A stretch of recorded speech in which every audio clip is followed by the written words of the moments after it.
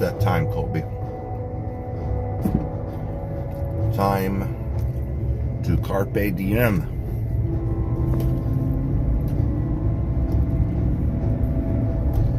Carpe Diem. Where are we going? I'm heading to jiu-jitsu class. I go to a BJJ class on Monday, Wednesdays, and Fridays really early in the morning. I usually train in the evenings one night during the week, and then on Sunday mornings as well. So 5 days a week, jiu-jitsu, getting after it. Good times, hard times. Good.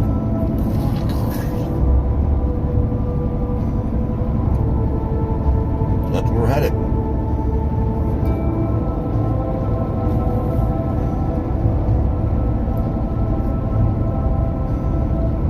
Sorry, it's a little dark in here. There's road view here in your sight.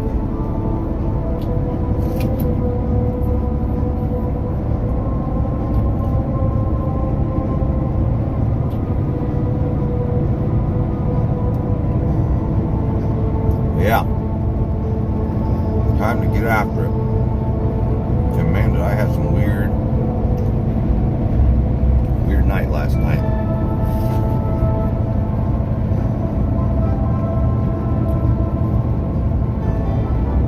In the middle of the night last night, there was an ambulance that went right down the road. Sirens on, sirens and everything on. I was like, what the frick, man? But I don't know why. I immediately started thinking, I was getting a sense of like impending doom, not for myself, but for a family member. I'm like, I'm gonna get a phone call here in a second. And that thought kept me up for a while.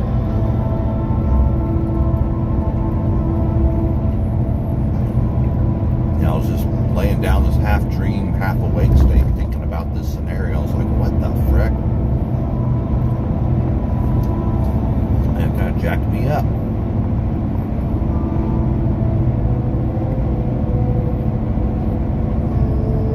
Well, Colby, I mean, speaking somewhat hypocritically here, but getting that 7 hours of sleep in, preferably 8, is everything. So if you're getting up at 4 or 5, getting to bed by 9 or 10, man, it's tough, but we gotta do it.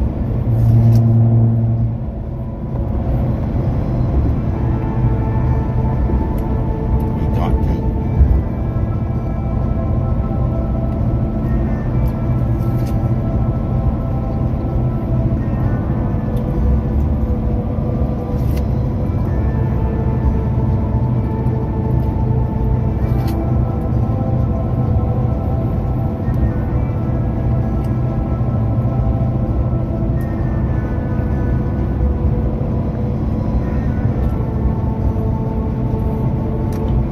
Back to eating fruit in the morning because let me tell you, being on a calorie deficit and not eating until I'm full right before I go to bed is tough. I'm making a habit of having my protein shake and cottage cheese and a few crispy crackers before I go to bed. But it's been good. Our cottage cheese kept, got a bunch of what's called casein protein, which is a slow absorbing protein. Helps your satisfy your appetite for a bit. But yeah, I wake up, I'm hungry. Like I need food. Like I'm hungry now, and I'm usually not that. So I'm not usually someone that wakes up wanting to eat breakfast. But man, I could kill some breakfast right now.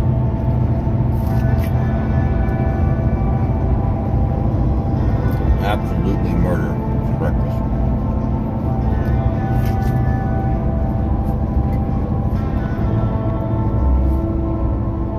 What's up, Radiant?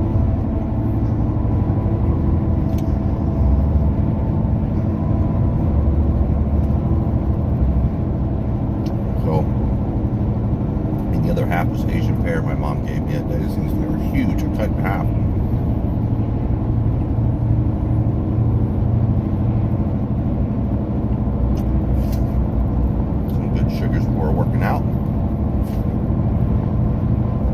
month of fiber.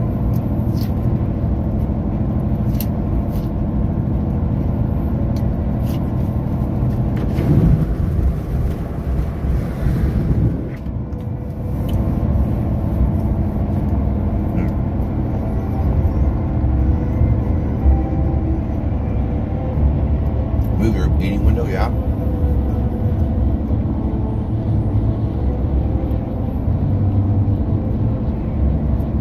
Yeah, I'm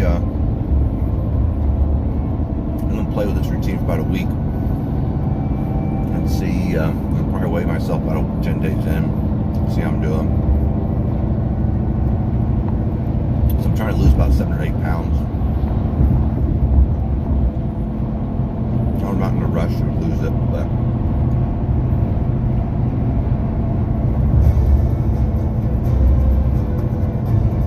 right now it's 7 a.m. to 1 p.m. I'd like to eat between 12 and 6. Well, it's probably not necessarily a bad thing to eat during the first part of your day, because what that does is it gives you that much more time, I think, for that food to work through your system, for you to digest it.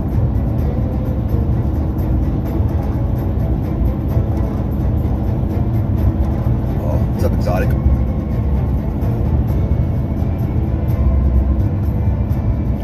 Now, if you expend any sugars you might have in your system before you go to bed. Harris Edwards, good morning. When is the next hunt? That's a good question. I've had 2 hunts that I was supposed to pick up in the past week that both fell through because they got picked up. So, I don't know. We are in the waiting stages for a bounty hunt at this point. But yeah. That's where we're at.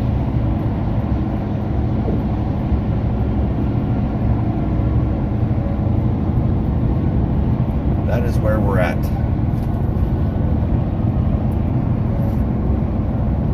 Hope too soon. I know everyone's wanting to see a hunt. I get it. I'm wanting a hunt. But yeah, hadn't been one. I have not been one. I need to work on my new bounty hunting vest too. Get that sucker built.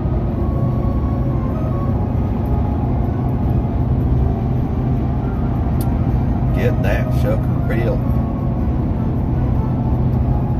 Did I see the news? What about, Colby? Inform me. I did not look at the news this morning.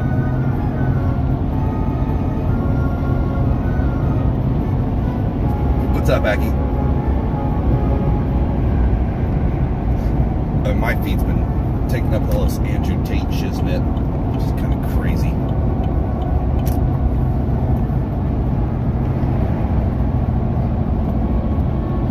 Yeah, that ain't gonna happen. I heard about that. I didn't know, that basically, here's they're wanting to abolish the, or not abolish, but they're trying to cut funding to the IRS agents, the 60-some thousand agents that that Biden was trying to add into the IRS, these enforcement agents. So, which, they, frick, it's crazy. What are they gonna do with IRS enforcement agents? What a waste of money.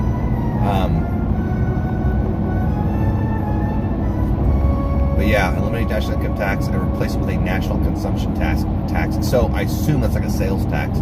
So I remember in tax class in college, it's one thing, we talk about a lot of politics in business, of course. And one thing that came up was, why don't we implement a sales tax? Would that not be more fair, easier, cleaner? It would be much easier to abolish or not abolish, but just replace all the IRS tax code. And the issue was that for the people in the lowest income brackets of the national income tax now would end up paying more in taxes with a sales tax or consumption tax. Which I thought was very interesting. So I said, oh, okay. So, whereas it would be better for, the upper income tax brackets, it would not fare as well for the lower income tax brackets. But yeah, that's the trade-off there. Now, that being said, the top, what was it? They said the top 10% of earners in America pay for like 70% of the tax burden. Like, it's pretty crazy.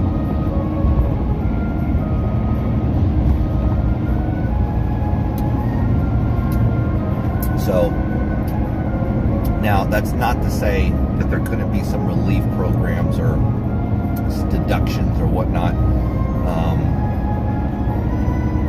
that we could potentially issue to the people that are, in what would be lower tax brackets. But I would enjoy not paying taxes. Hey, you and me both, man. You and me both. Every year, I'm constantly minded towards how do I avoid paying taxes, especially with owning several businesses. I filed tax returns for three different businesses, including myself personally, every year. And so it's a game. It's a game of how to play tax avoidance. So, not evasion. Evasion's illegal. Avoidance is legal and is to be encouraged. But, morning, Adam. How you doing? Hopefully the power goes out. Why do you want the power to go out? I don't necessarily want the power to go out. That'd be a bad thing. Thoughts on the funeral? What funeral? Who died?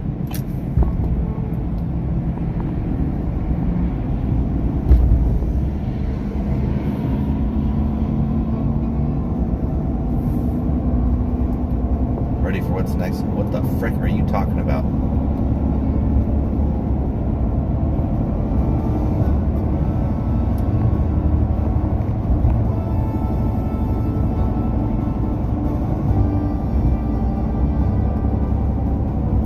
But yeah,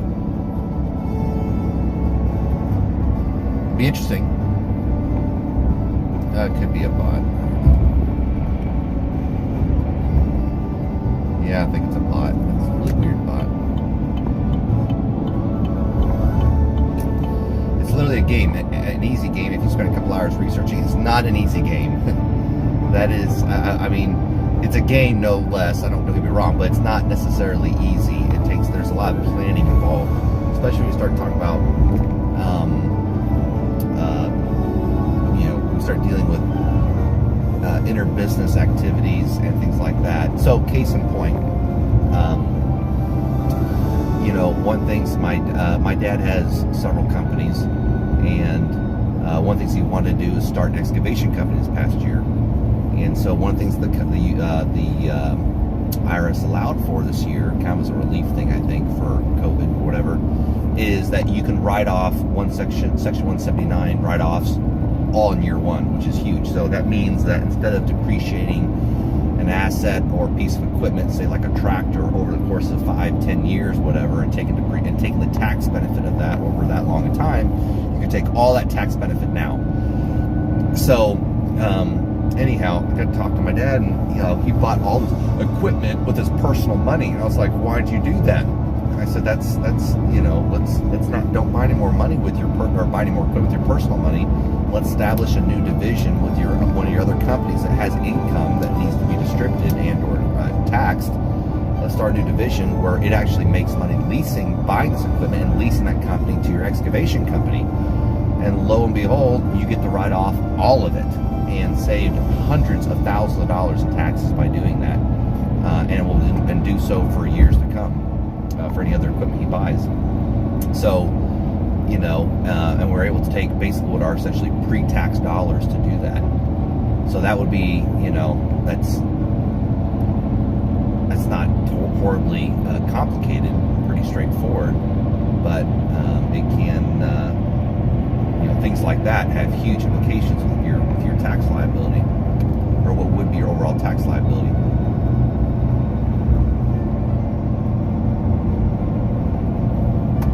So many rules and loopholes to sit through. Yeah, there can be. You're supposed to start your own business. I work for a large company. Yep, copy that, Bill. Yeah. So here's the thing: if you're a W-2 individual, your taxes are easy. There's really not much. There's not a lot you can take advantage of, unless you're like, want to put solar panels on your house, or you're taking a credit for an electric vehicle. If you want to go back to college, you want to take some college credits, there are some credits available to you. I believe it's lifetime and I can't remember what the other one is, lifetime and the other college credit.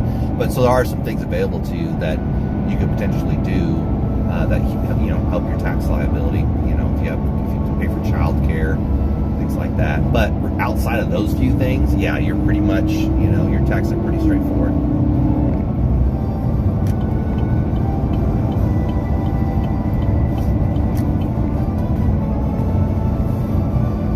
Yeah, it's when you own businesses, that's when things get a little crazy. Did you look up on more Tesla? I'm getting ready to. What's so silly, I had this, I'm going to complain for a minute about Vanguard, is I made a deposit into my account that literally went in like within 2 days for my checking account, and it says you can't trade it for 10. And I'm like, what the frick? I guess, which I get it. I mean, Vanguard is definitely, it's not like a day trading platform or whatever, but, if I go to if I put in my E-Trade account and I could buy, and it's there, I can spend it. If the ACH transaction's cleared, I'm like, it's my money. I want it now, and I can spend it now. But not on Vanguard, 10-day hold. So it's like, frack. So I think I got just, actually might be today, finally might have cleared. But we'll see if I can buy some Tesla. I've been wanting to buy. Call me silly, call me stupid. I mean, the majority of after today, I think, or after I make this next purchase, probably 50% of my portfolio will be in Tesla. Now that's my portfolio because I'm okay with the high risk of it. So I'm not saying don't do that. If I help manage some of my family members' retirement funds, like they just have me go buy, I do that stuff mostly in SPY and VOO, maybe 10% of their stock in something like Tesla. So, don't.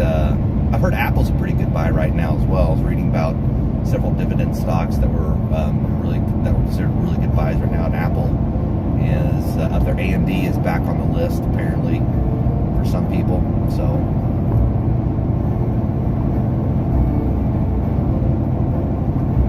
Yeah.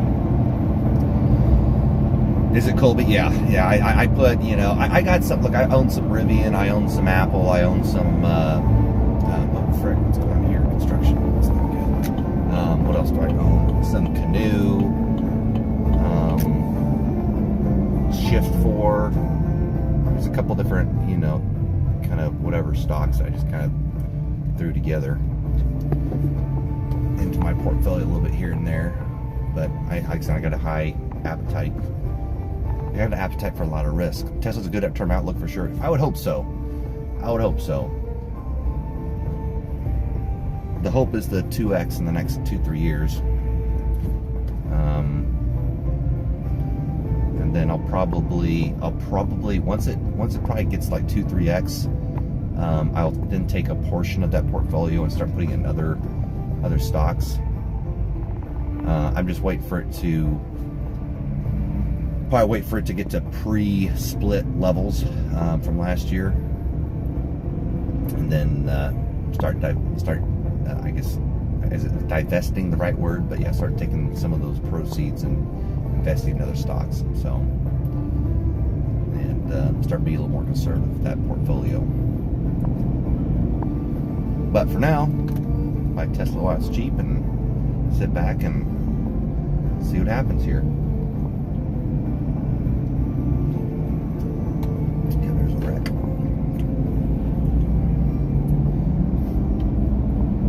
Did I sleep okay? I did not sleep okay. Woke up in the middle of the night to an ambulance going down the road, and immediately started making me think about a family member potentially dying, and it kept me up for a while. I was like, what the heck?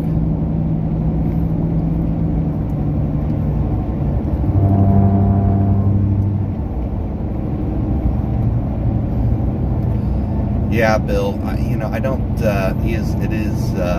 It is interesting to say the least. I honestly, I don't think Tesla cares much.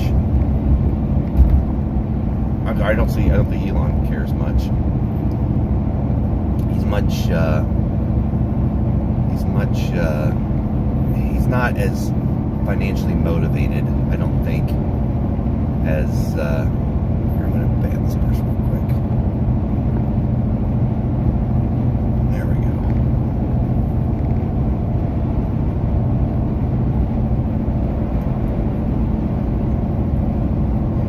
Have any index fund investments? Yeah, a SPY and VOO. SPY and VOO.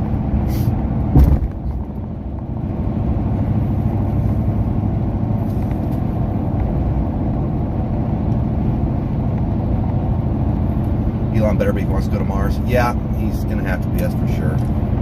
So, call me crazy, chap. I had an opportunity to go to SpaceX tomorrow and go watch the heavy launch from very, very up close. Like security clearance must pass to get close watching the heavy launch and then watch the boosters land. But because I already had to reschedule this class that I teach Tuesdays and Thursdays already once before. I just felt bad about rescheduling again. So, but that's something I definitely want to go do and see. I mean, that would be pretty incredible. That's the main reason I went on Tesla. It's the only time he said that he was going to sell when he was going to fully fund the trip to Mars. Yeah. Well, do you think SpaceX will go public before then, Colby? Maybe it'll stay private. I don't know. I don't think I've ever heard him talk about the future SpaceX and whether that would remain private or not.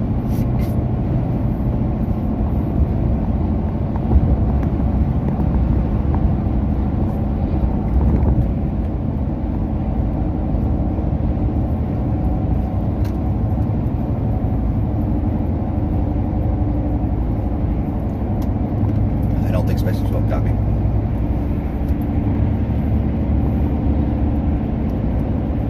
Starlink will go public. Gotcha.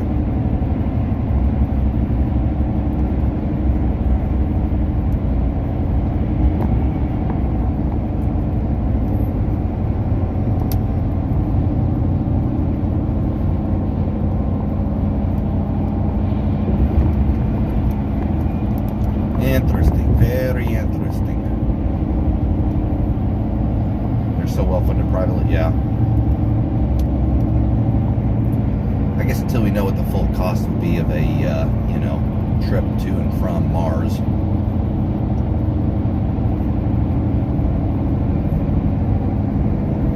I think it's interesting to hear about this mineral that they want to mine off the moon.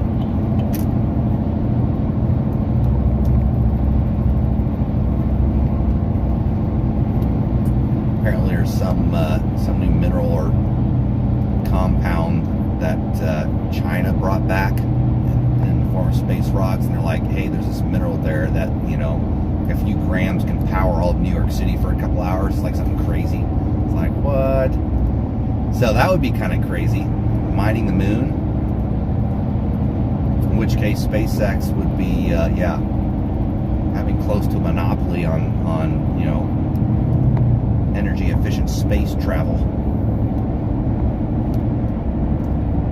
Guy not going to move. I'm like, okay, then I'm not going to slow down for you, buddy. Oh yeah, watching the Starship take off would be incredible. That would be incredible. That would be like, like watching one of the space missions, in the 60s or 70s, whatever.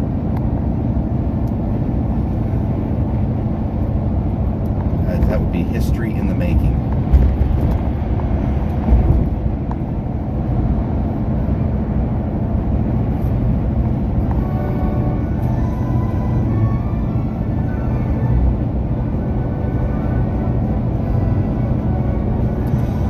Colby.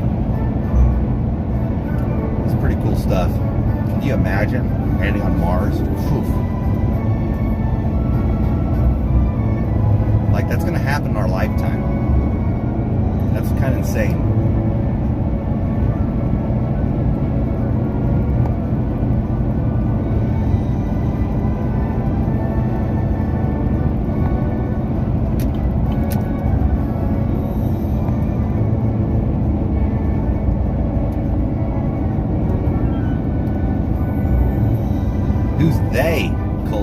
Aliens?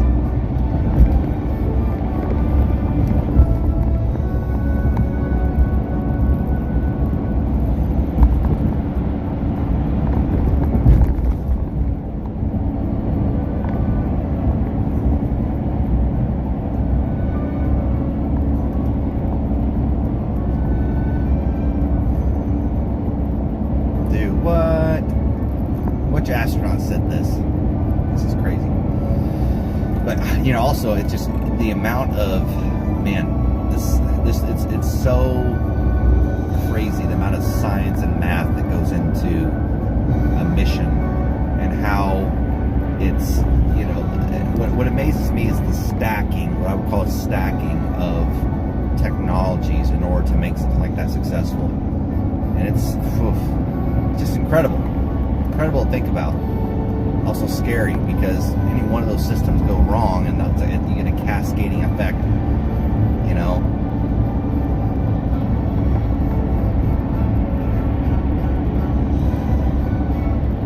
You gotta think. It's look, we're only like, Mars is on its own orbit. It's not like it's not like Mars is a fixed distance away from Earth.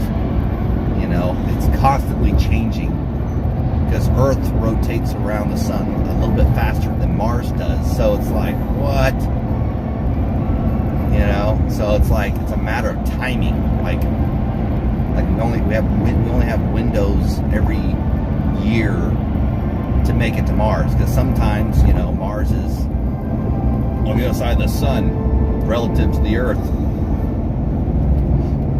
and so not only do you have to time it to leave and get to Mars when Mars is closest to us, but you also have you're intercepting it, right? Like you're actually having to which that's probably not too difficult, but anticipate where Mars will be and aim for that point.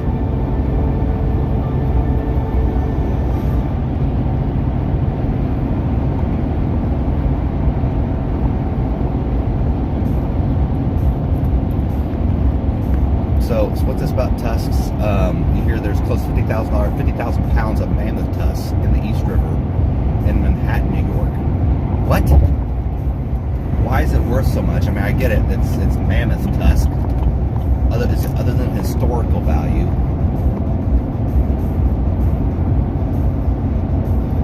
They traveled to Mars, became normal. Would you go?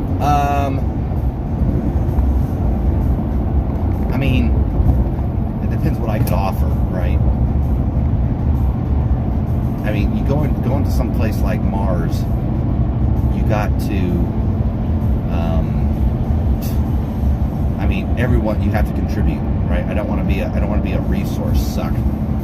Literally, I don't want to be a literal waste of oxygen. Like there's got to be some type of value I bring to that trip. Otherwise, I'm useless. I'm a liability. So I wouldn't want to go if that was the case. Now, if I had some expertise to provide to help contribute to the overall mission, and I was still single and alive, I probably would.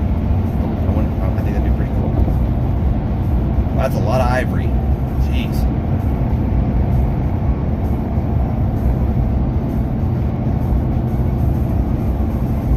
Yeah, I don't know what that means, gateway for rich people. I think people are ridiculous. Like, even if it was, you think you want to live your last days out on Mars? It's not like it's a resort, guys.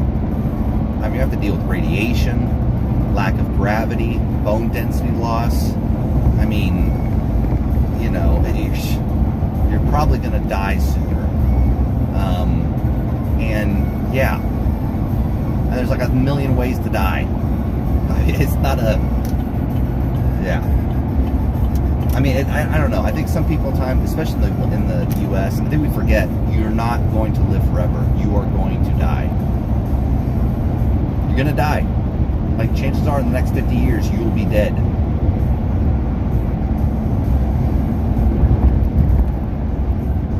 The average human lifespan in the U.S. is 78 years? Yeah, you're going to be dead. You're going to be gone.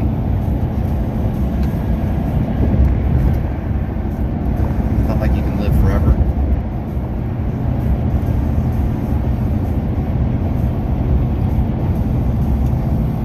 Is that your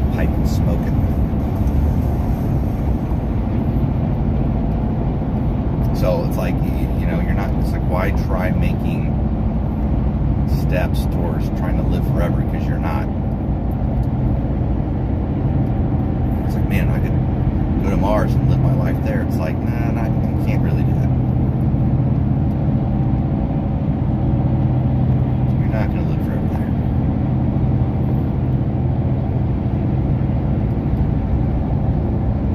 I don't think it's sad.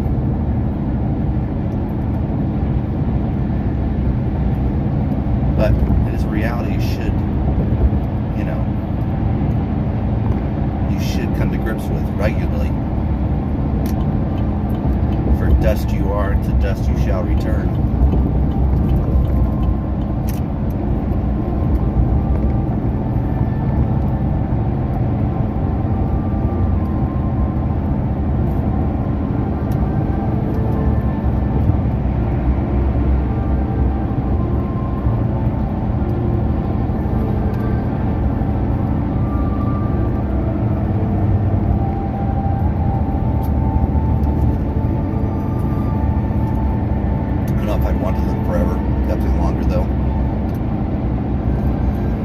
Yeah, I mean, I think it's more important to me, more than anything, to live purposefully while I'm here, to hopefully have some meaningful impact, and then die, and then on to the next thing, whatever that next thing is, whatever it looks like.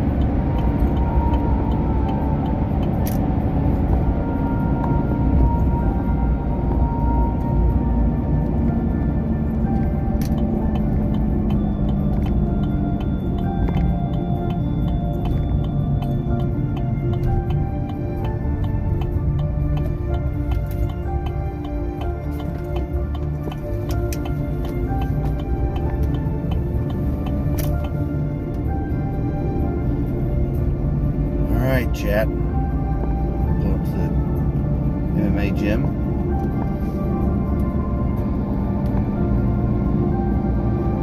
Yeah, that's the other thing, Colby. You live so long that, you know, you're gonna feel like shiznit. Right? Unless I'm physically capable. So there's that too. Alright, I'm going to try really hard to do a stream tonight, this evening. So, other than all these car streams, because, you know, I get it. I know this is a far cry from what I used to do all the time. What's up, Emily? So, we'll see you guys here in a bit. Hope you get after work, get after your workout, eat good food. You know, think good thoughts. Get her done. Get after it. Carpe diem. Seize the day. Stay hard. All that junk. We'll catch you guys later.